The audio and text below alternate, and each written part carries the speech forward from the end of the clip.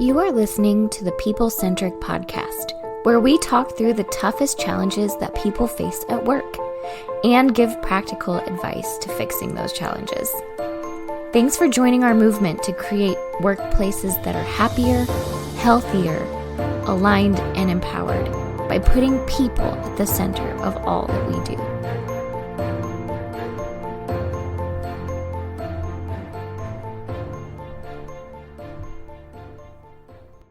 Hey, People Centric leaders, it's Don Harkey here from the People Centric team.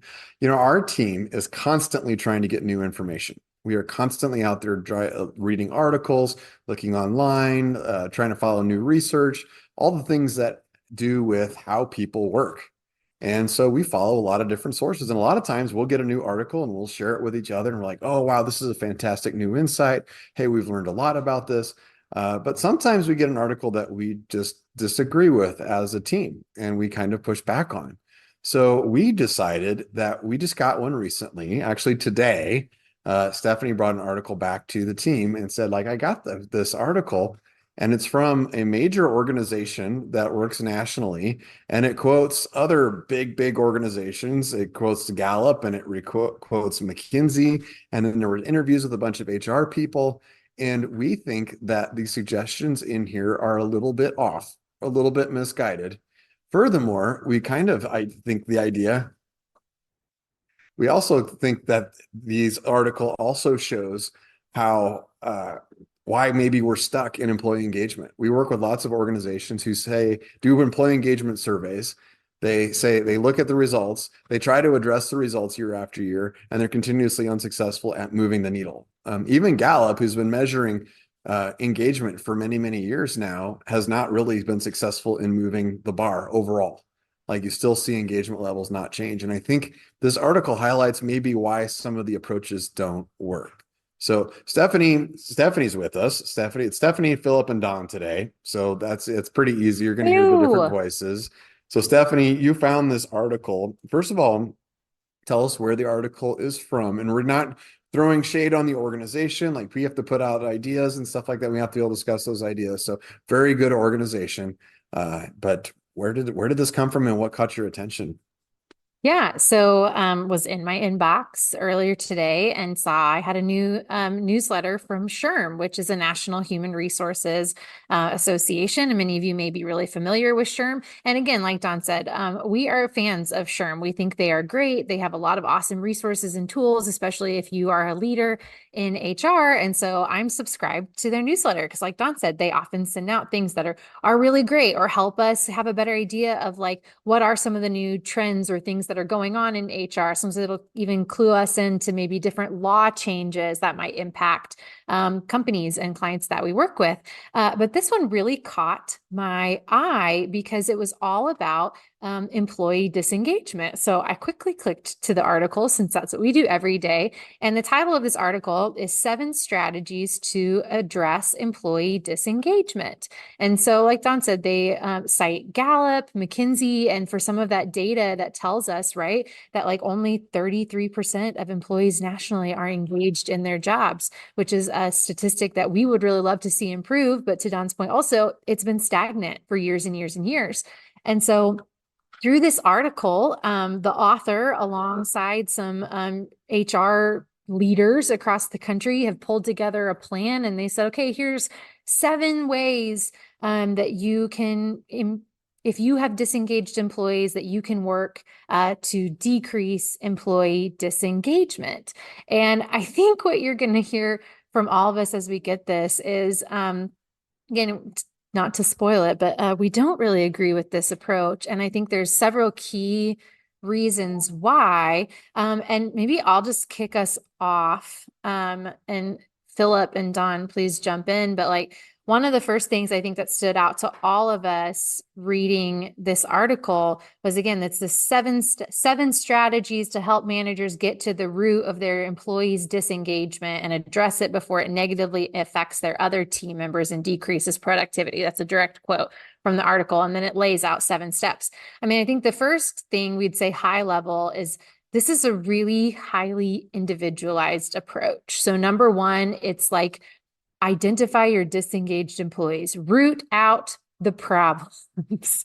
And Put yellow stickers on their foreheads, and then you'll know everywhere they go that they're disengaged. The article does right. not say that. Yeah, and you could put green stickers on the engagement and red stickers on the toxic one. So I think like just number one that stood out to me of like, we survey with a lot of organizations across the country and help them score their engagement. And one of the things that we caution people against is like, don't take that score and then try to necessarily figure out the individuals behind that. And I think we need to maybe talk about why, from our perspective, that's not always helpful. Again, it's not that it's wrong necessarily, because like this article does touch on like, hey, there's maybe some mental health things that are happening that are causing employees to disengage, or maybe they don't feel cared about at work.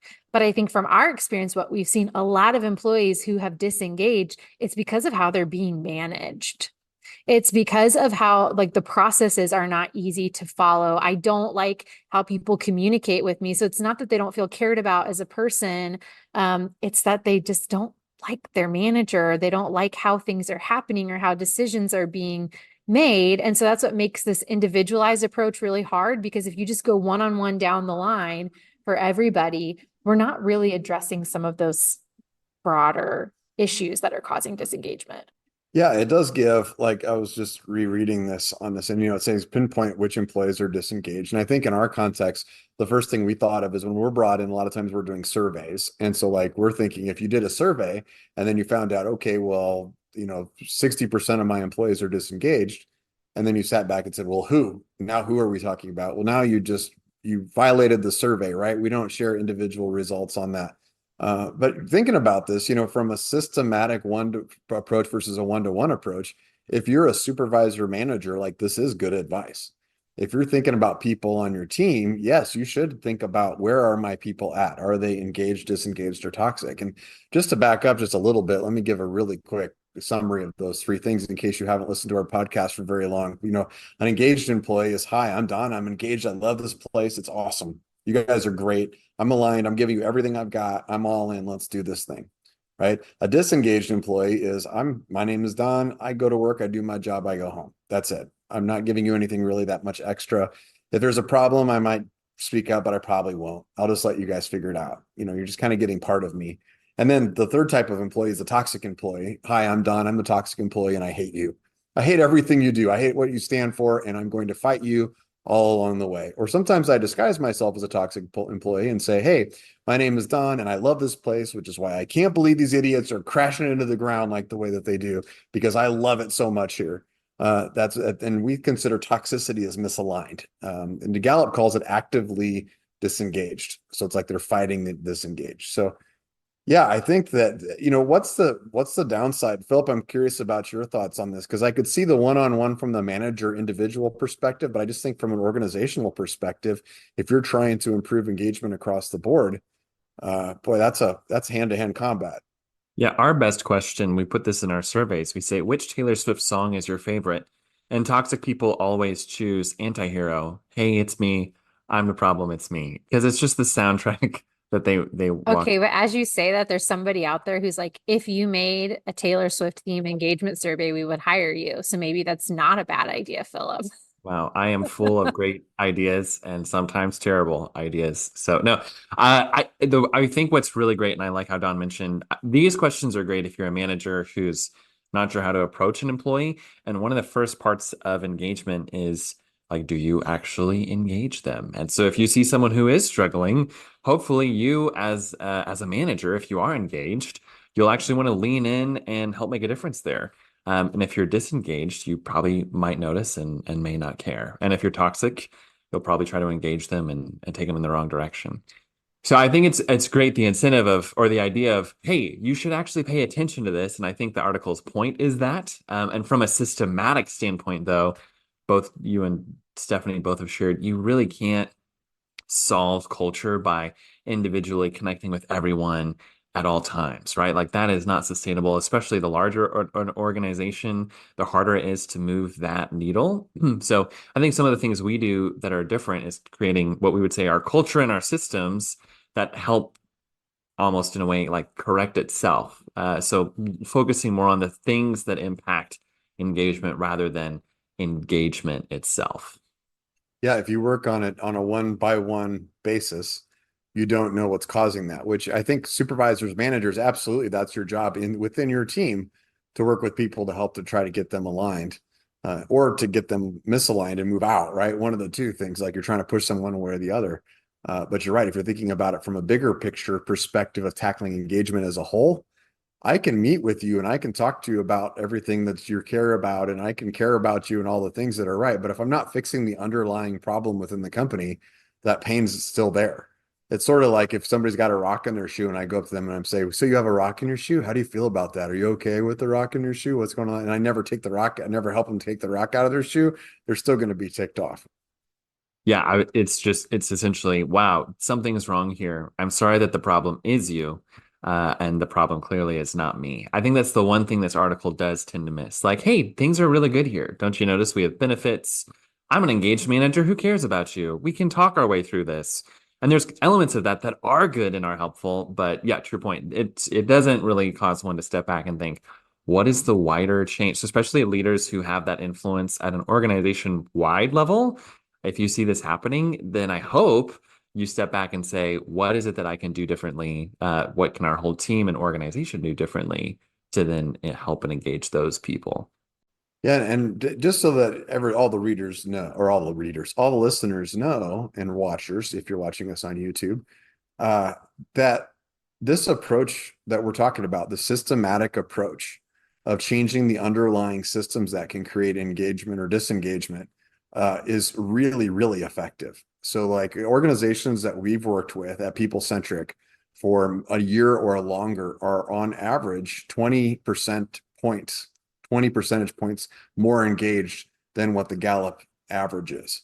So we see Gallup sees about 33% engagement levels. We average 53, 54% engagement levels for a company that we've worked with for a year. And we see significant increases of that, not by going one-to-one with people and having conversations, but by implementing systems. So like what's examples of systems that help managers have good conversations with their employees? Like, let's flip that around. How do we help these one-on-one conversations happen without doing it one-on-one? Yeah, one of the examples that stands out to me in this article is they talk about like, how do you identify a disengaged employee? And they talk about list a couple of things, and they say tardiness, missed deadlines, or low quality output could be indicators that someone is disengaged in their work. And like, we kind of cringe reading that, because I think if you have managed people, like tardiness is probably, it can be an indicator. It could also mean that like they're a parent who's trying to get their kids to school on time and maybe needs some extra support or just a little grace for some of those things, or someone who's dealing with medical issues. So that could be nothing to do with how they feel about work, just real life things in their life. But the low quality output one stands out to me of like, okay, if I'm noticing low quality output of someone at work, this is one where I would, as a manager, step back and say, okay, what could be impacting this? Because what we know to be true is that everyone wants to do a good job. Like that is just, I think, an internal drive as human beings. Like nobody shows up to their first day of the new job that they just got, they were excited and they got hired there. They're excited about this new job. They selfie in front of the building and then are just like, I don't care if I do a good job here. Now, definitely people get there, right? When they get disengaged, or especially if they get toxic, they can get a little apathetic. But generally, if we see low quality output happening from an employee that really we don't have that sense that they have a real injustice against the company or something's happened, then that's something where I would look at the systems and say, okay, like what is happening here? And, like, is there a tool that we're missing? Did something break? Do we need to look at the processes? Like peel back the onion a little bit on that and say, okay, not just what's the output, but what's the process that leads to that output? And is that process easy to follow? Do our employees have the tools and resources that they need to do that job well? Have we trained them to do that at a high quality level? Yeah, so you just listed a couple systems that you could implement that would help you not just deal with this on a one-to-one basis, but could help an organization deal with it across the board. One of those is the detection system. How do I detect when they're disengaged. And I think we cringe when we read like tardiness and missed deadlines and low quality output because we're waiting for the end of that process. Like if you think about that, if that's caused by an employee's disengagement, if they're starting to be tardy and have low work output and all those things, man, they've been disengaged for a while. That's impacting their work quality. And we're not talking about a bad day, right? If it's a bad day, that's a different thing. We all have bad days or whatever, that kind of stuff. But if it's really impacting, so the system to try to combat, to be able to detect disengagement or disengagement is the check-in. And we talk about it regularly, like having at least quarterly check-ins with every employee. And that's the supervisor of the employee and the employee to sit down to say, how are you? Where are you at? Tell me about this. Here's the goals that we've set together from last quarter. Let's go over them for this next quarter. Let's talk about what it is that you're thinking about. What kind of development do you want to do? You can tell in those conversations where people are at.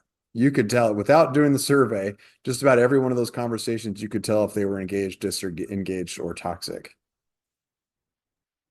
I would say that's one of my favorite systems for our team to help implement, actually, because I think usually at first, you see different responses from managers, and some are super stoked, and a lot are, you can tell they think to themselves, okay, another meeting. I love this. Not. But after the second or third quarter of them doing this, they then start even the folks that were like, I don't know about this. They start to say, oh my gosh, my team is coming to me with ideas. They're actually starting to like buy into this. They're really starting to lean into it. Because I think it too, from a leadership to a team, it shows that you care and that you listen and that you follow up. And that's maybe this one thing that the article, again, I think it speaks in the direction of that. But when it's not system wide, I feel like in some ways you might actually become misaligned from your own organization if you're trying to implement all this, but the system itself doesn't promote that. You're a fish swimming up the wrong current, really. And so it could actually lead to more frustration for a manager rather than solutions. I feel like sometimes when we're doing this, my earphones, which I'm the only one that wears my headset here, I wear it mostly for looks because it's really cool. But we're all in a single office here, that's why I wear these so that we're not echoing back and forth, just so that people on YouTube aren't over judging me. But sometimes I think these headphones, I can hear people who are in their car or out walking in the morning or listening to our podcast go, yeah, but, and I think I can hear those. And I think I heard some of you say, yes, I would love to do check-ins with all of my employees, but I have 37 people that work for me. How do I catch up with that? And the answer is you don't. There's a second design problem in your organization that's creating disengagement, and it's the span of control. It's the number of people that you have reporting to one supervisor. How do you supervise 37 people effectively? The answer is you don't. You don't hardly know their names. Like knowing their names, their individually, and where they're at, and all the things that a supervisor should know about a person, like that's too much. And we see so many times that supervisor gets blasted on evals. To me, it's like an engineer blaming a beam for folding because you put too much weight on it. Like you don't blame the beam, you blame the engineer for putting too much weight on it. It's like the organization is designed badly. Stephanie brought up another important system that we followed. So we talk about detecting the disengagement. We talked about structuring for the disengagement, right? That means that supervisors should have a reasonable number of people to be able to detect when something bad's happening. They should be able to know their people and well enough that they can start a conversation and jump in and intercede if there's a disengagement. But then Stephanie, you also said something really, really strange. We have to train people on how they can talk to their supervisors, like how they can talk to their employees. Yeah, we do. I mean, I don't know if you knew this, but talking is challenging to your employees. It's really hard. And I'm being a little sarcastic there, but I think that's also what the research tells us right now. And there's a lot of data out there showing that not only are most managers are uncomfortable giving critical feedback to their employees. And I think that's a pretty expected statistic. But then some of the newer research coming out is saying that most managers are uncomfortable having any conversation with their employees. So that means not only are people not getting the feedback they need when things aren't going well, but they're also not getting any feedback to tell them when they are doing well or how to do something well. They're not getting challenged in their work. They're not getting asked, how do you want to grow? Do you have a great idea? We're not collecting any of that important feedback coming the other direction as well. And so I think in this article, it talks about like ask some probing questions. And again, to reiterate, of like if you are on a one-on-one level and you notice someone is struggling, I think some of the questions they're asking here could be helpful. But if you're looking at it and saying, okay, my team is really disengaged, or I'm noticing there's a lot of disengagement, then we got to take that step back and like Don said, evaluate it. And if we're consistently failing something, right? And we see that there's failure pretty much across the board or in a large group of employees. It's probably not the employees all plotting to like do that badly and fail on purpose. There's probably something that is causing that failure. And that's where I think we could like train the employees, but then also we've got to train our managers to go and talk to the employees and ask that question and say, hey, I'm just noticing that this isn't going well. Right. And it's not to point a finger at any one person or single anybody out, but I'm just noticing like, hey, like team, like we're just like consistently not hitting this number. Can somebody tell me like, how does it feel to do this, or what's happening, or what are we hearing from our customers? How do we do this better? Who has a good idea for how to fix it? And then we've actually got to train people to have those conversations, because just simply put, they're not comfortable doing that. We just know that managers are not comfortable going into a room of their employees and asking who has a good idea to fix this. Yeah, and a lot of times, I mean, we just talked to a supervisor of a team a few weeks ago, and he talked about like handling employee drama and talking to employees like when they felt like they were getting off. He talked about this, like this is what he was talking about. And he said that he goes, this stuff really annoys me because it keeps me from doing my job, is what he said. It keeps me from doing my job. And we pointed out to him that said, like it or not, those conversations you have with your employees to help them develop, help them stay aligned with the team is the most important part of your job as a supervisor manager. Now, some of you, I just heard again through my magic headphones, maybe say it's not the most important part of my job. My most important part of my job is doing this process stuff and all that. Well, that might be the way that you look at your job right now, but it's not how a good manager looks at it.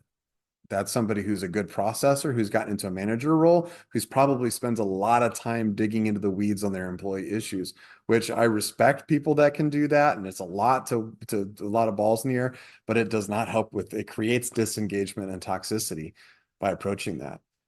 Let's move on in this article. It brings up another, there's fourth point here is highlight relevant benefits. Now, first, we all kind of looked at that and I think we misinterpreted it. We kind of joked around about it a little bit like if somebody's disengaged, but you sit back and go, hey, but really, we pay you really well, right? Think about all the money you make, and where else do you get a 401k with a 3% match? Or think about, the coffee machine we have in the office or the things like that.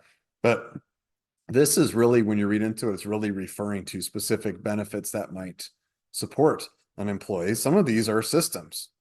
So like what kinds of benefits help employees overcome disengagement, and maybe what types of benefits don't? Does pay drive engagement or disengagement? What are your thoughts?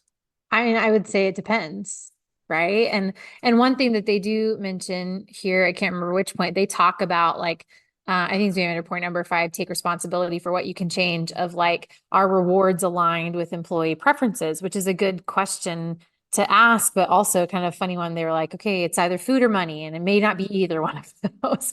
And I think sometimes we do fall into that trap of like, oh, it's either food or money, or I've got to do something. So I've got to either bring pizza, or I've got to give them a bonus. I've got to do something that just like dangles a carrot in front of them to like do a better job, or just, can you just be happy you're here, or at least pretend that you are, because it's bumming the rest of us out, right? Like I think there are some benefits that could help alleviate disengagement, but I think sometimes we get pointed in like the taco truck direction, and that's a people centric ism of what we mean. And this article kind of touches on that. We hear a lot of people say, well, how do you make your culture better? And they start talking about, well, our office is really cool, and we've got ping pong tables, and we do pizza every Friday, and taco truck comes every other Tuesday. And when we say that, even at conferences and stuff, everybody laughs, because everybody knows like that's not really what culture feels like. Those are fun things, and we're huge advocates of the taco trucks, literally. I But so wish that taco trucks improved engagement. it would be really easy, wouldn't it? We would And just delicious. buy a taco truck all day long and just go pizza. Like if all that stuff worked, like let's just really drive that. Like Yeah. all the research shows that those benefits are good.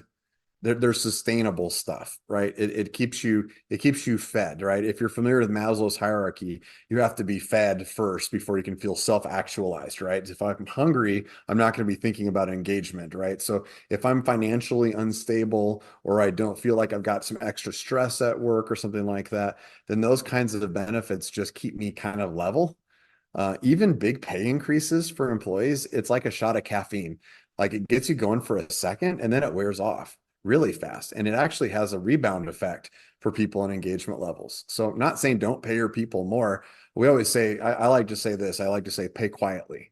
Like pay a good solid wage, like always be competitive, always be watching your benefits, always make sure your team is getting the things that they need so that they can turn around then and focus on the things that does drive engagement, which involves your vision, your mission, the direction, how they apply, how they work within that, what problems they solve. I think that's a Yeah. big part. They do mention some interesting programs here that really do potentially drive engagement in like employee assistance programs or mental health benefits, or extended leave options, things like that. And that's for like more specific, like if your employee is struggling with something that's not you, uh, that happens a lot, by the way. And I tell you, it's something that I know I've struggled with before. If somebody comes into work and they're feeling sad, it may not have anything to do with you, but it might be coming out at work. And so you might be thinking, okay, now this is my problem that I have to deal with. And you realize that it's got nothing to do with you. It's just the person's having a bad day or something's bad's happening at home. So those kinds of programs can help kick that to the outside a little bit. Stephanie, I apologize. I walked over you there for a second.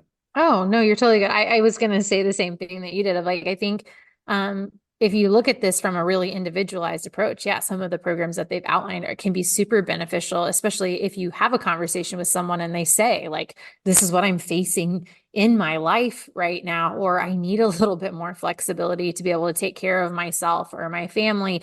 You know, if you've got somebody who's never using their paid time off, right? Like those can be great things to point them to. But I think where our team, you know, pulled back from that a little bit and just kind of took a bigger picture view is that sometimes I think we do oversimplify like what would re-engage someone. Of these things definitely could. I think they could if it is addressing a specific situation in an individual's life. But if we're looking at like employee engagement across the board, then I think we need to look a little more broadly and like we've been saying, kind of look at those systems that impact it. Or are we really lacking on a specific benefit? Are we hearing it from a lot of people? Or, you know, are we having people that are struggling to commute to work and get to our office or do some of those things that's causing tardiness? Well, then maybe if we built in a little more flexibility, it would solve that and it would make people happy because they could have a little bit of buffer time because, you know, our office is in a big city and it's hard to get to, right? And I use that as an example because we've heard clients talk about that before. Like we've maintained the downtown office and we want the cool building. But now like nobody on our team can afford to live in this area. So everybody's commuting a long way into our office.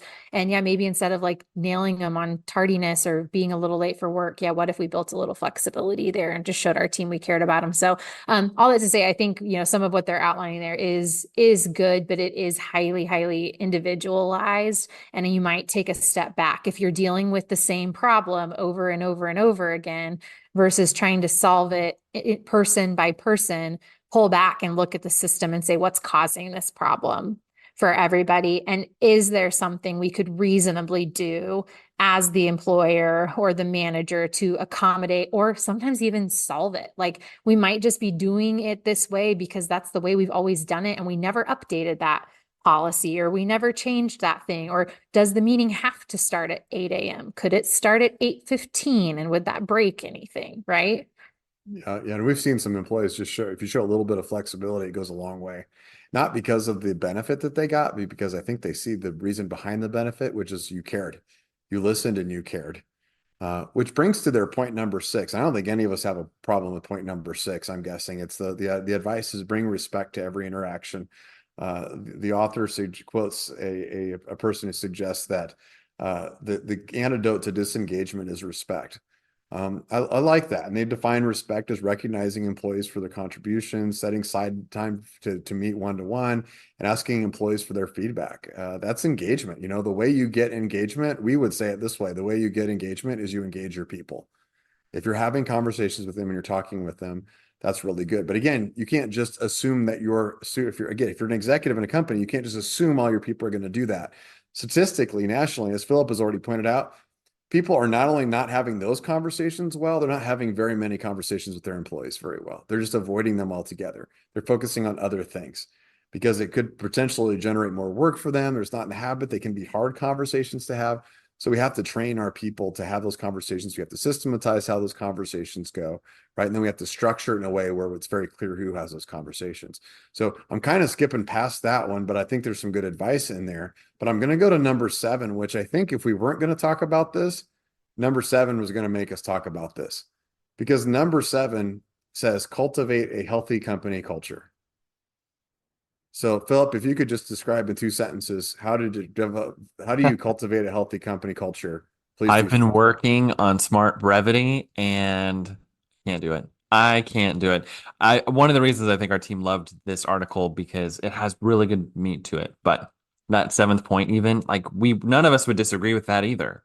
Like, yes, a healthy culture will be great for engagement. But I think one of the misnomers of just consulting in general, is that if you're going to make it trite, it's just a bunch of people who say really nice things but don't help you do them. And I think that call to action, like what is that? Where do I start? What do I do? If I'm engaged, I don't have a direction. If I'm disengaged, I don't care. And if I'm toxic, I'm not reading this article anyway.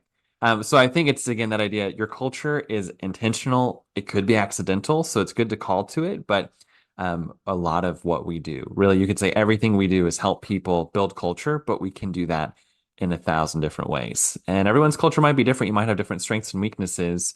If you don't know what those are, where do you start? Yeah, I read that and it's kind of almost like if you were to write an article with 7 steps on how to cure, a disease or something. And step 1 is listen to the patient. Step 2 is make sure you collect tests. And then step 7 was cure the patient.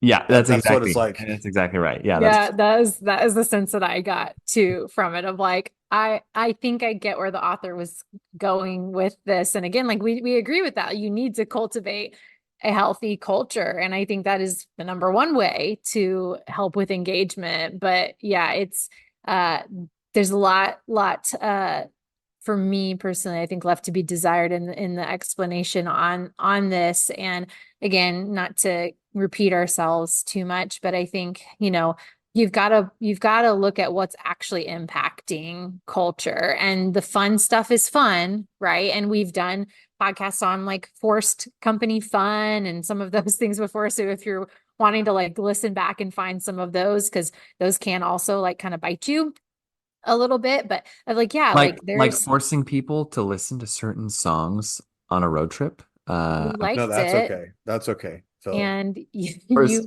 you force loved that, That's Philip. allowed. I'm blinking. People who are listening to the podcast, this is the sound of me blinking for help. Like, Philip, everyone enjoyed that. I don't understand what the problem is. Matchbox 27 and Mm. counting chickens, counting crows. These are good things. No. There are moments, dear listeners, where most of the time our team doesn't feel a generational divide, but when we start talking about bands, that is when it comes out. So without getting us totally off track, that's what's happening there. In case you're listening and you're like, those are not the name of those bands, Philip. We know.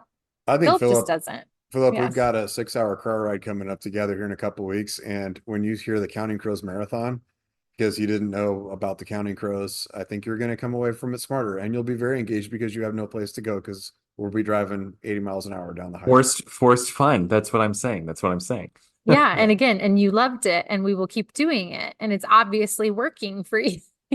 Clearly, it's changed my life for better or for worse. No, I did not mean to detract. But your point of force fun, I think that's the other part. If the question is, how do we change our culture? We're going to force the change in our culture. And we have seen that with many different groups where there's, again, good intentions. But if you force everyone to eat a donut or you force everyone to wear your logo, that is not long lasting, sustainable change either. Well, and what I'll just say about forced fun, we don't have to get into this too much because again, it does kind of talk about that first and then it hits some other things, but is I think one of the biggest mistakes I think we see companies make when they decide to do something like fun for their team, and I did fun in air quotes, or they decide we're going to do something like for the employees, is that often those conversations still happen around the one small table where most of the decisions are made somewhere up top at the organization. And it's not all that often that then the company goes to the employees at all levels and roles and say, what would be fun for you and what do you want? I recently did this with one of our clients because they do like a day at the ballpark for their team, and they were like, it's the best day of the year, everybody loves it. And they're not wrong, like a lot of people really like it, but then other people didn't, and they were like, we just wish they would just like give us the option to either go or take the day off, because like I'd rather go fishing, or I'd just rather have that time with my kids. And when I shared that with them, at first the leaders were like, oh, those ungrateful jerks, but once they got past that really quickly, they're like, oh, you know what, we never asked them if anybody likes that, or if anyone even likes baseball or wanting to go to this. And so it was a good moment for them. We're like, oh yeah, maybe before we spend a bunch of money doing this next time, we should ask the employees, like, what would be fun for them? Like if there was going to be time spent with your coworkers and the company was willing to pay for something that maybe your family could come to, or you can bring a friend, like what would you like to do? And so again, that ties us back to the engagement of like, how do you engage your team? Is you just engage them. You have to go ask them. You have to go do those things. Again, I think that's where we call it forced fun, because if I had no say or ownership in what's happening, then I'm forced to do it kind of for better or for worse. Like Philip was saying that, tragically, he doesn't like our car karaoke sing-alongs, but I don't get that. But I think it's like you actually have to engage people, and that's how you change the culture of like, if you're doing stuff that no one's excited about anymore, like what if you went to your team and say, what would we be excited about doing? We see too many companies, and I think this article kind of alludes to it. There's still some good advice in this section too, right? Providing they basically say hire an outside consultant, which we agree on. We think that's really a good Amazing idea too. advice. That That's is great genius. advice. Yes. Kudos Bravo. to Sherm for that one. But a lot of the things, it's like scheduling coffee times, catered lunches, informal opportunities for employees to connect. Kind of agree with that, kind of disagree with that. I think sometimes here's the traps. I think this article's not bad. I also don't think it's good, because I think what happens is it leads companies to really common mistakes that we see. And this one, I think, is the idea of, I have a vision for what I want my output of my culture to be. And so I'm going to fake the output without doing the work to actually change the inputs. So the inputs are the systems you put into place. It's how you hire, how you onboard people. It's how you get your organization designed. It's how you communicate. It's how you manage people, the systems. It's how you process things and how you improve processes by involving your people. And it's how you strategically plan and set goals and know what winning looks like. It's those 5 sets of systems, the people, communication, management, process, and strategy systems that we talk about a lot on a daily basis. You do those systems right, and what you'll see is engagement will increase. And then with the increased engagement, then people want to go to the chili cook-offs, and they want to go to the baseball games, and they want to do those things as a team because they like working with each other, because they respect each other. If you try to flip that and reverse it too much, if people are just miserable, and I was thinking of a police department that we've worked with where they were in a really bad situation. They were badly underfunded. They were badly understaffed.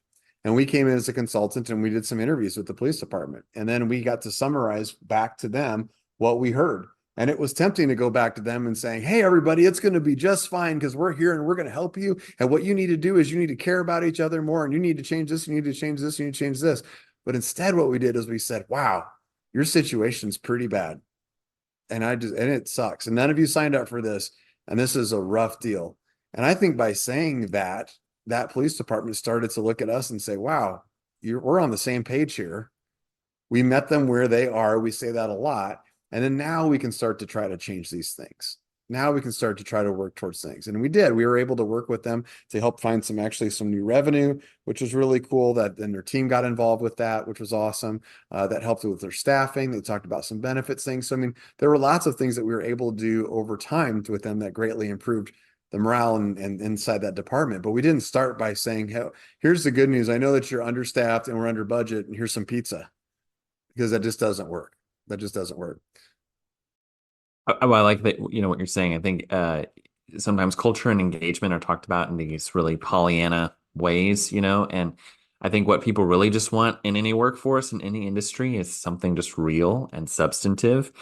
So if I make six figures and have the best ping pong table and even amazing benefits, but I don't really know what my job is or what I'm supposed to do, then I will not succeed in my role and our company will not succeed, right? Or if you have the opposite where there's like micro clear direction, but your team treats you without respect and you're just a number, same thing. Like, I am not going to succeed. We will not do well in the long term. People will leave quick. That'll be expensive and costly for you and impact anything you're trying to do.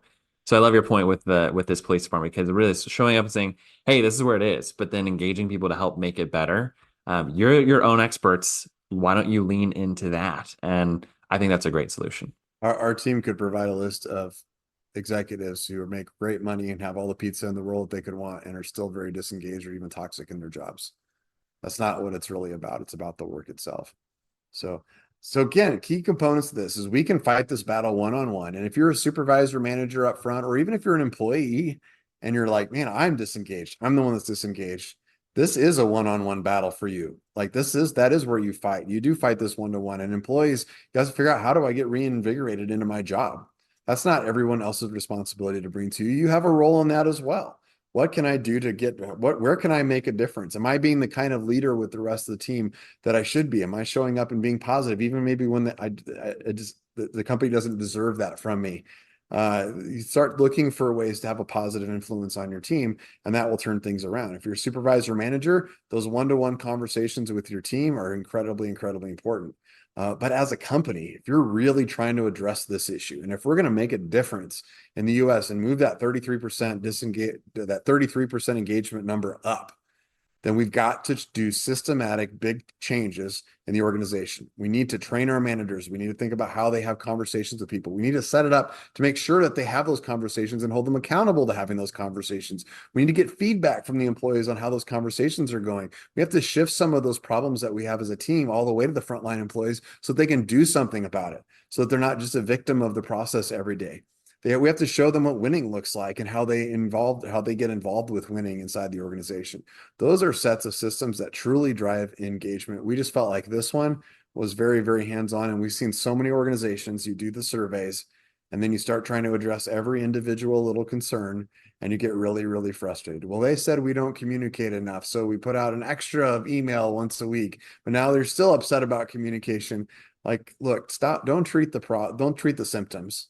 We need to go treat the underlying disease, which most of the time is a lack of systems.